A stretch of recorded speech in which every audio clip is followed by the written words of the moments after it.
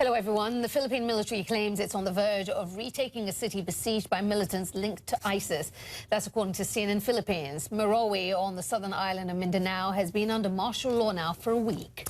The government says the fighting has killed more than 60 terrorists, 20 troops and nearly 20 civilians. There was a need to do surgical airstrikes because of strategically placed enemy presence. So we cannot do otherwise, because if we do not employ combat power as we needed it and saw it fit, we would prolong the clearing process and we would endanger more lives, both civilian and military. The military says it is still trying to weed out pockets of resistance. All right, well, let's go now to Richard Heydarian in Manila. He's a professor of political science at De La Salle University. Thank you so much for joining us.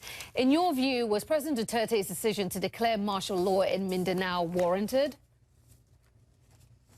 Well, it seems the situation in Mindanao is really getting out of control. One of the most troubling things we're talking about here is the presence of foreign fighters on the ground. People are suggesting that not only Malaysian or Indonesian jihadists, but probably even Arab jihadists were joining the Maute group, also known as Islamic State of Lanao. So there's this concern that the situation is getting out of control and the president may need all the necessary legal leeway to move forward. Nonetheless, that has also raised the specter of a Marcosian dictatorship when the Philippines had a martial law in the 70s and 80s. So the Philippine military preemptively has released a set of guidelines to make sure that this is not going to be a horrific resuscitation of the past experiences, and that the Philippine military will respect the basic civil liberties and rights of the citizens to its utmost. Nonetheless, we are talking about urban warfare in Marawi. We're talking about a very serious situation. So abuses could be very much on the table. That is why it's important for the Philippine Congress and for the courts to remain functional and check and balance the Philippine military in its execution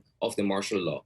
Given President Duterte's support in Congress, his overwhelming support, will Congress actually act as a check and balance to his power and how things play out in Mindanao?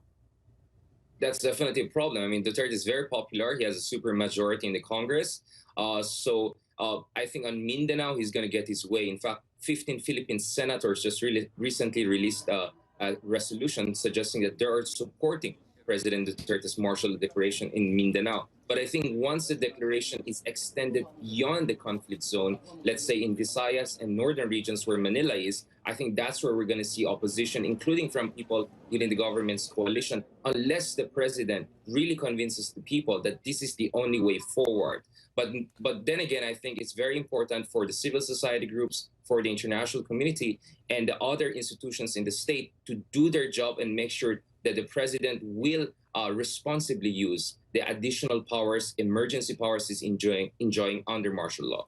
Richard, you just mentioned the possibility, you raised the specter of martial law being extended or expanded beyond Mindanao. Is this under consideration, and is this raising concerns there in the Philippines?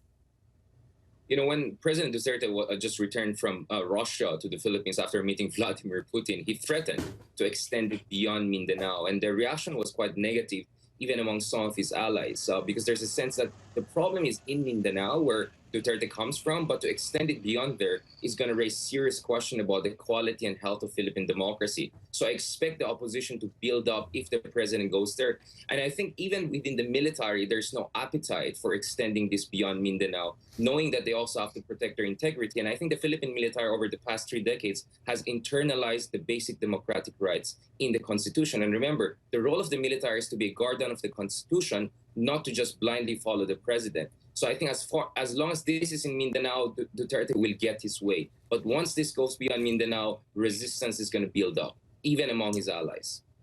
Richard Heydarian, we really appreciate the insight and analysis. Thank you so much for joining us. My pleasure. ISIS is claiming responsibility for a deadly bombing in central Baghdad and are warning the images from the scene of the attack are graphic and disturbing. A car bomb exploded outside an ice cream shop as families were gathering to break their fast during the holy month of Ramadan. At least 10 people were killed and 40 others were wounded. ISIS says the targets were Shiites. The terror group has carried out several similar attacks across the Iraqi capital.